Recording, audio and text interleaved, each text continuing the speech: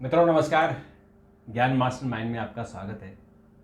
मित्रों, आजकल नवरात्रि के मौके पर हम ऐसे मंदिरों के बारे में चर्चा कर रहे हैं जिनका सीधे सीधे संबंध माता से है और माता के चमत्कारों से है। कल हमने मुंडेश्वरी देवी जी के बारे में बताया था, जो कैमूर जिले में है और जहां बिना रक्त बहे बलि होती है और 15 मिनट बाद बलि का बकरा जिंदा हो जाता है।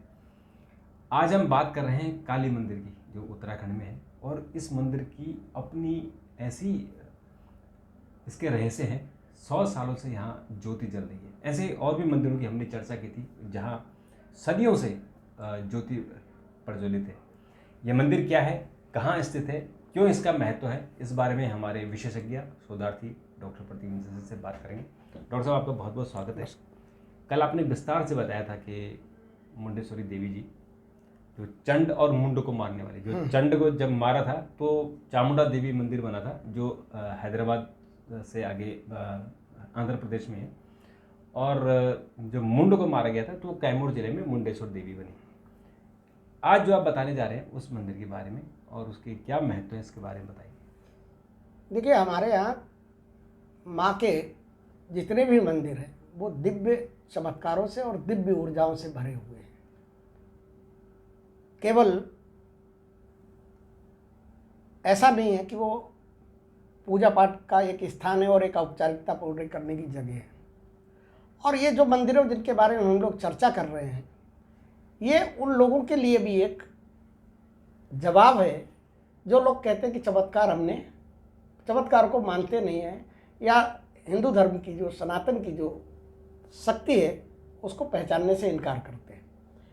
ये ऐसे मंदिर हैं जहाँ पर आपको साक्षात चमत्कार दिखाई पड़ता है और आप इस चीज़ को नकार नहीं सकते हैं कि चमत्कार नाम की कोई चीज़ नहीं होती है या भगवान नहीं है, किसने देखा भगवान को। तो ये जो लोग नास्तिक हैं, जो लोग कुतर्क करते हैं, उन लोगों के लिए ऐसे मंदिरों में जाना चाहिए। और हमारी कोशिश यही रहती है कि अगर नहीं जा पाते हैं तो कम से कम वीडियो देख के ही उस चीज़ को समझें और फिर बाद में वहाँ परीक्षा लेने के लिए जाएं। हाँ, जैसे अपनी आंखों से तो देखें, आंखों से देखें। जैसे कि कल हम लोगों ने कैमूर के बारे में बात की थी, वहाँ साक्षात आप देख सकते हैं कि कैसे वो अभिमंत्रित अक्षत चावल से बकरा जो है वो बेहोश हो जाता है।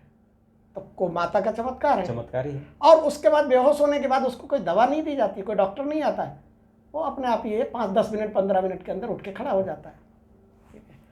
कैसे जो है उससे माता से पूछा जाता है कि माई आपको ये चीज़ पसंद, आपको ये भेंट चाहिए नहीं चाहिए, हाँ, भेंट स्वीकार है या नहीं है, और वो उस जीव के माध्यम से उसका बताती हैं कि ये स्वीकार है या नहीं है। कहने का मतलब ये है कि जो लोग इन चीज़ों पे सवाल उठाते हैं, नास्तिकता करते हैं, अज्ञानी लोगों को ऐसी जगहों पे जाना चाहिए और जाके देखना चाहिए। और मैं आज जिस मंदिर की बात आपको बता रहा हूँ, इसका लोहा हम लोग तो मानते ही मानते हैं, सनातन के लोग इसका लोहा अंग्रेज भी मानते थे। बिल्कुल। और क्यों मानते थे? ये माता का, घाटे वाली माता का मंदिर बोला जाता है। ये मंदिर जो है उत्तराखंड के देहरादून और हरिद्वार के हाईवे पर स्थित है।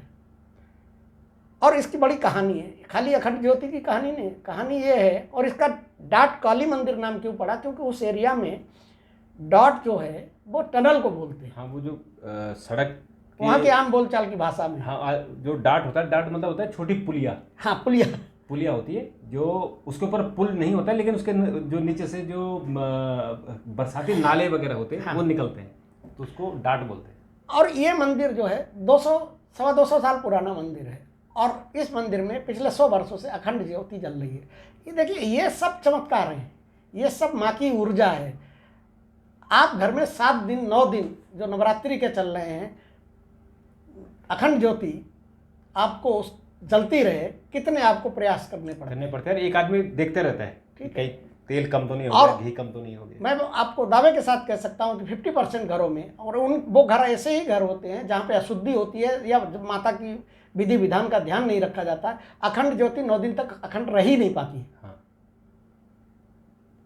और इन मंदिरों में, जैसे मैंने आपको बताया था कि बद्रीनाथ के अंदर, मैंने आपको बताया था केदारनाथ जी के अंदर, यहाँ मंदिर विपरीत परिस्थितियों में, यहाँ तो आपकी सब सारी अनुकूल परिस्थितियां हैं, उसके बाद भी आपको 9 दिन अखंड ज्योति को अखंड बनाए रखने के लिए खून पसीना एक करना पड़ता है, कितना विधि विधान करना पड़ता है। और इन जगहों पे जो विपरीत परिस्थितियां हैं, जहाँ चारों तरफ तेज हवा के झोंके आ रहे हैं, जहाँ पानी बरस रहा है, ओले पड़ रहे हैं, वहाँ पे ये पिछले 100 वर्षों से अखंड ज्योति जल रही है।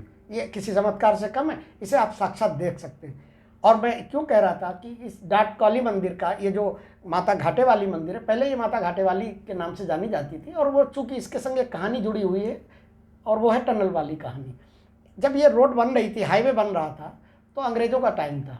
अंग्रेज़ों के टाइम पे यहाँ पे एक निर्माण किया जा रहा था, रोड को बनाना जाना था। सैकड़ों मजदूर यहाँ पे लगे हुए थे, और जैसे जैसे मजदूर उस कहाँ का मलबा खुदाई करते थे, मलबा हटाते थे, और सवेरे जब देखते थे तो मलबा उसका पूरा का पूरा होता था, वहीं का वहीं पड़ा हुआ होता था।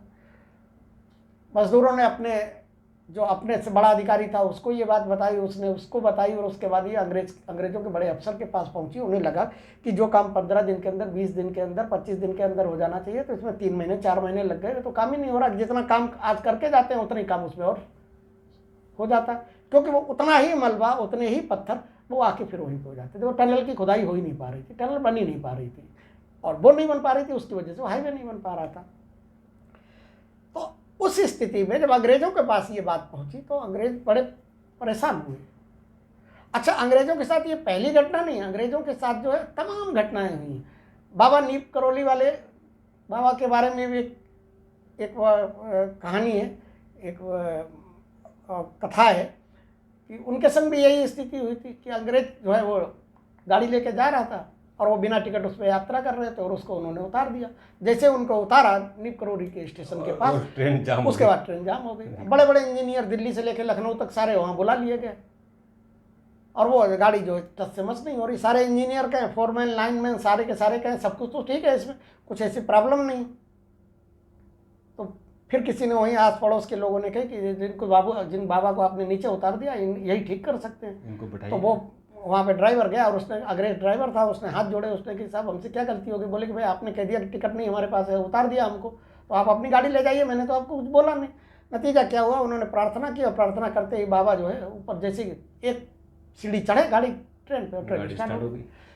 ऐसे ही यहाँ क्या हुआ कि यहाँ भी जब चूँकि अंग्रेज़ों को पता थी, देखिए अंग्रेज कितना भी सही, यहाँ उन्होंने 100 वर्ष शासन किया, लेकिन उन्होंने यहाँ की देश की संस्कृति को जानना और समझने की कोशिश की। हाँ। और उनको इस चीज़ के रहस्यों का पता था। ऐसे एक नहीं, सैकड़ों किस्से मैं बता सकता हूँ, रामकृष्ण परमहंस से लेकर तमाम लोगों से, जहाँ पर वो जाते थे, और मतलब उनको पता थी कि इनके पास दिव्य और चमत्कारिक शक्तियाँ हैं।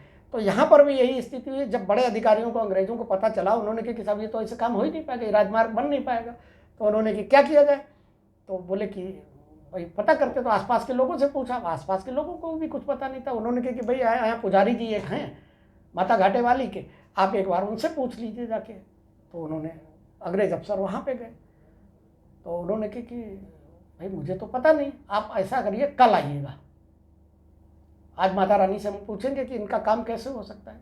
क्योंकि देखिए हिंदू और सनातनी जो है ना, बहुत सरल हृदय होता है, हर आदमी की मदद के लिए तैयार है, इसलिए साफ और सरल दिल होता है। अब वो अंग्रेज साहब बोले कि ठीक है बाबा जी, हम कल दिन में आएंगे।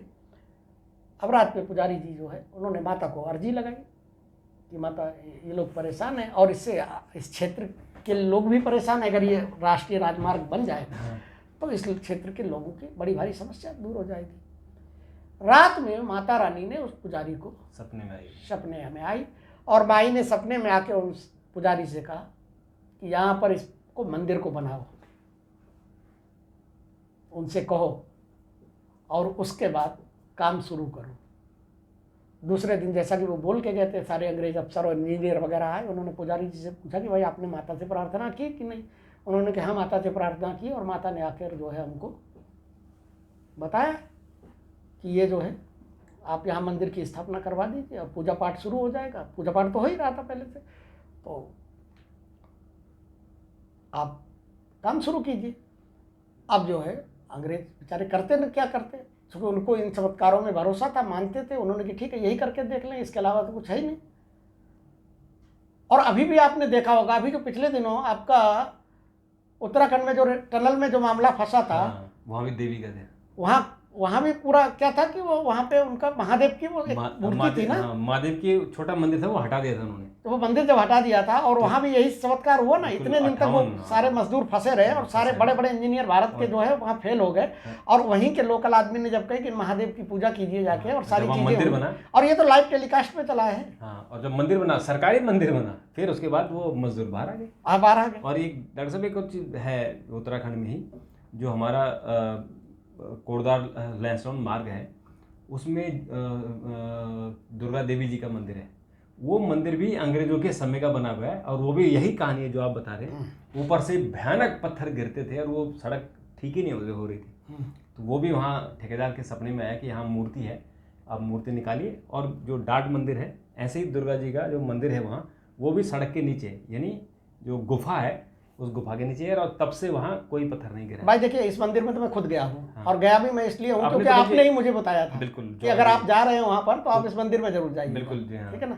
तो मैं इस मंदिर में गया हूँ, मैंने इसकी भव्यता और इसकी दिव्य ऊर्जा का अनुभव किया है। वास्तव में वहाँ लगता है रोंगटे खड़े हो जाते हैं। खड़े हो जाते हैं वहाँ देखते कि कैसे भयानक पहाड़ी पर एक मंदिर बना। और उस मंदिर की छत पे जो है, आप ये देखिए, मंदिर की छत क्या है, वही मतलब पहाड़ी में काट के बना हुआ है। उस पहाड़ी में जो नीचे आकृतियां बनी हुई है वो शेषनाग की आकृतियां बनी। वो नाग ही था वहाँ। हाँ, है ना। बाद में वो अभी भी वहाँ नाग आते हैं।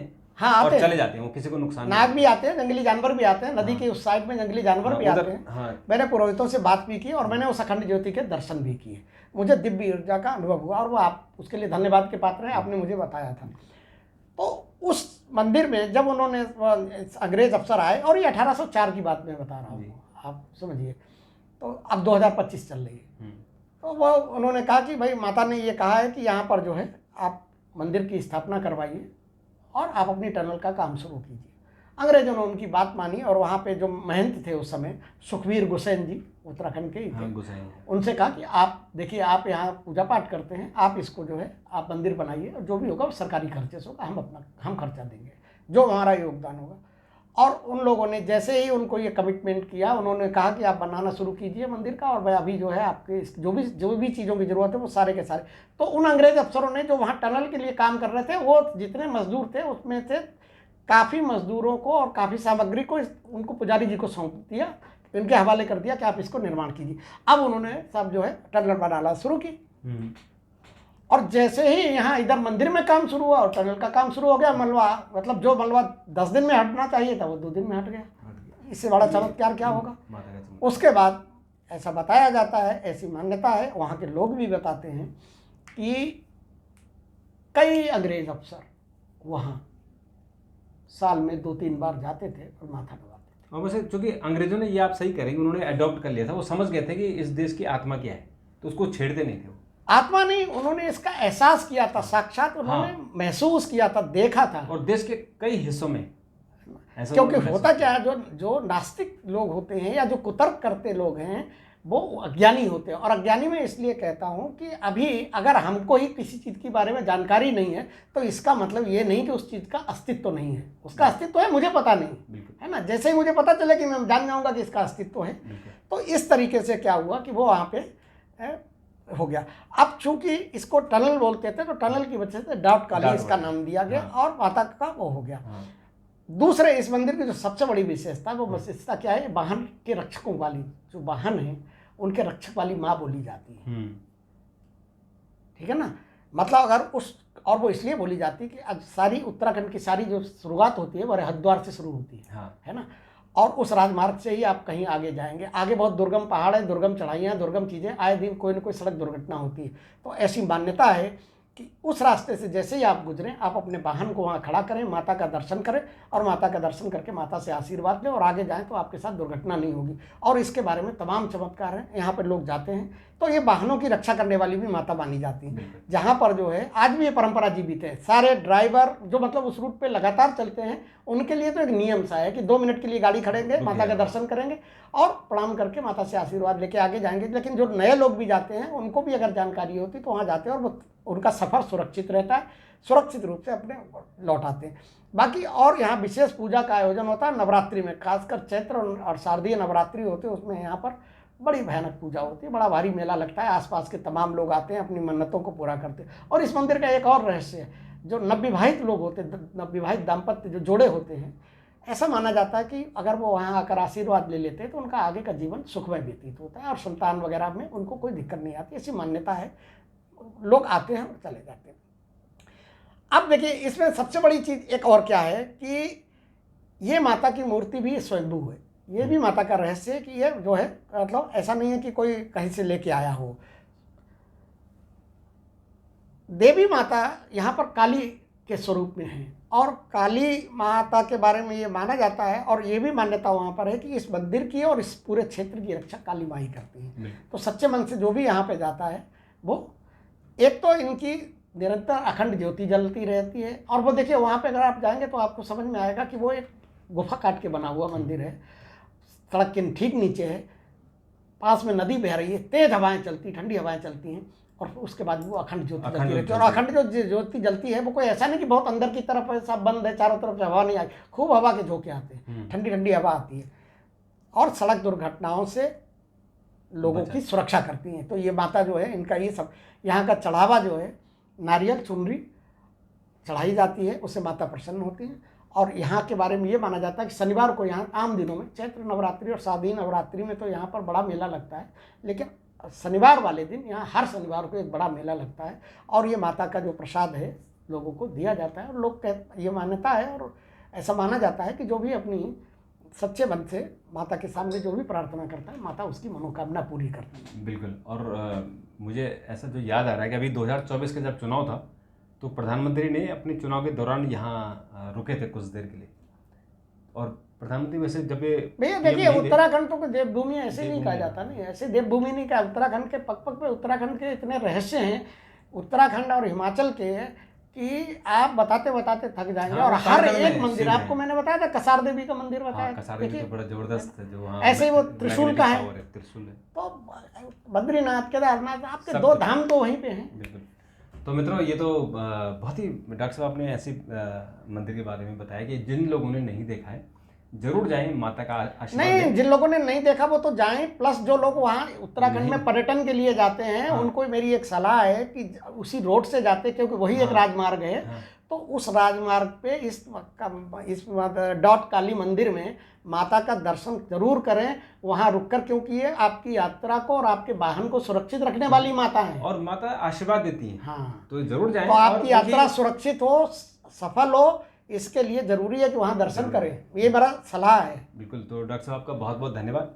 मित्रों आपका भी बहुत बहुत धन्यवाद। चैनल को आगे बढ़ाते रहिए क्योंकि आप लोग थोड़ा कंजूसी कर रहे हैं, चैनल को सब्सक्राइब नहीं कर रहे हैं और बहुत स्लो हमारा जो प्रोग्रेस है। और मैं माता से भी प्रार्थना करता हूँ कि हमें आशीर्वाद दें और इस चैनल को बहुत तेज़ी से आगे बढ़ाएं, ग्रो करें ताकि हम और अच्छी अच्छी चीज़ें आपके पास लेकर आएँ। तो मित्रों आपकी प्रतिक्रियाओं का इंतज़ार रहेगा। कल एक और वीडियो के साथ उपस्थित होंगे, तब तक के लिए नमस्कार।